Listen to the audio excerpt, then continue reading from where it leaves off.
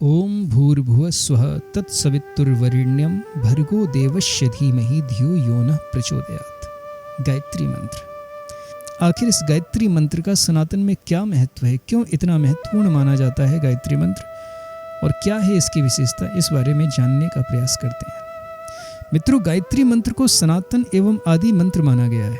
पुराणों के अनुसार सृष्टि के रचयिता ब्रह्मा जी को गायत्री मंत्र आकाशवाणी से प्राप्त हुआ था। सृष्टि के सृजन की शक्ति भी उन्हें गायत्री मंत्र की साधना से ही प्राप्त हुई थी। और गायत्री मंत्र के इस महत्व को इस बात से भली प्रकार समझा जा सकता है कि ब्रह्मा जी ने इसकी व्याख्या में ही 4 वेदों की रचना कर दी थी। इसी कारण गायत्री को वेद माता भी कहते हैं। आपने कई बार सुना होगा वेद माता गायत्री। शास्त्रों में गायत्री के बारे में सर्व वेदानां गायत्री सार मुच्यते आया है। इसका अर्थ है कि गायत्री सभी वेदों का सार है।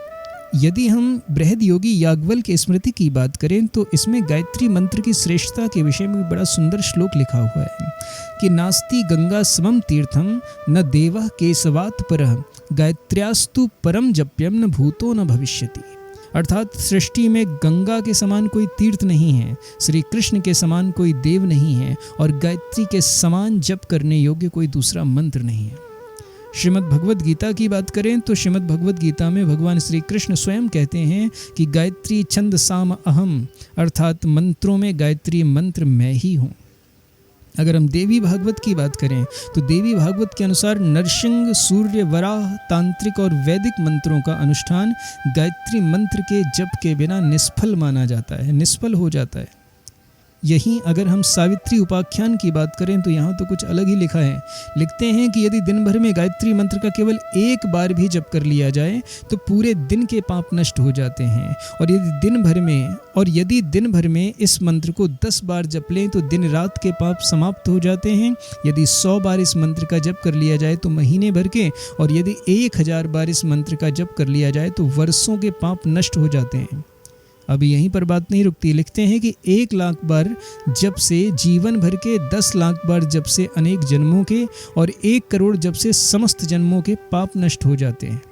और वहीं अगर कोई ब्राह्मण 10 करोड़ गायत्री मंत्र का जप कर ले तो ब्राह्मण को मोक्ष की प्राप्ति हो जाती है।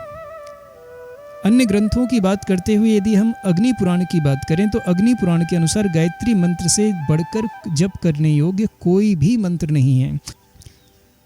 शास्त्रों के अनुसार गायत्री मंत्र का विधि विधान पूर्वक जप करने से शारीरिक, आध्यात्मिक और मानसिक बाधाओं से मुक्ति मिलती है। मन में नव स्फूर्ति और आशाओं का संचार होता है। संयम, शांति, सदाचार, प्रेम, संतोष और विवेकशीलता जैसे गुणों का उदय होता है, जबकि दुख, दुर्बलता और दुर्भाव जैसे अवगुणों का नाश हो जाता है। इसके अतिरिक्त गायत्री से हमें विद्या, बल, तेज, कीर्ति, आयु, संतति और धन की प्राप्ति होती है। गायत्री मंत्र में 24 अक्षर होते हैं जो कि 24 देवताओं और 24 ऋषियों की शक्तियों से संपन्न माने जाते हैं।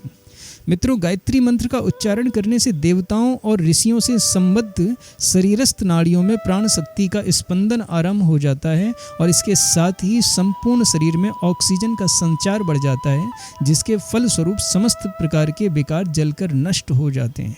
स्पष्ट है कि यदि आप गायत्री मंत्र का पाठ करते हैं तो आपकी मानसिक और शारीरिक दोनों प्रकार की व्याधियों का नाश हो सकता है। ये गायत्री मंत्र में इतनी क्षमता है कि यदि आप नित्य गायत्री का जप करते रहें नियम पूर्वक, देखिए संध्या वंदन में गायत्री मंत्र का जप होता है। गायत्री मंत्र के कई सारे नियम हैं।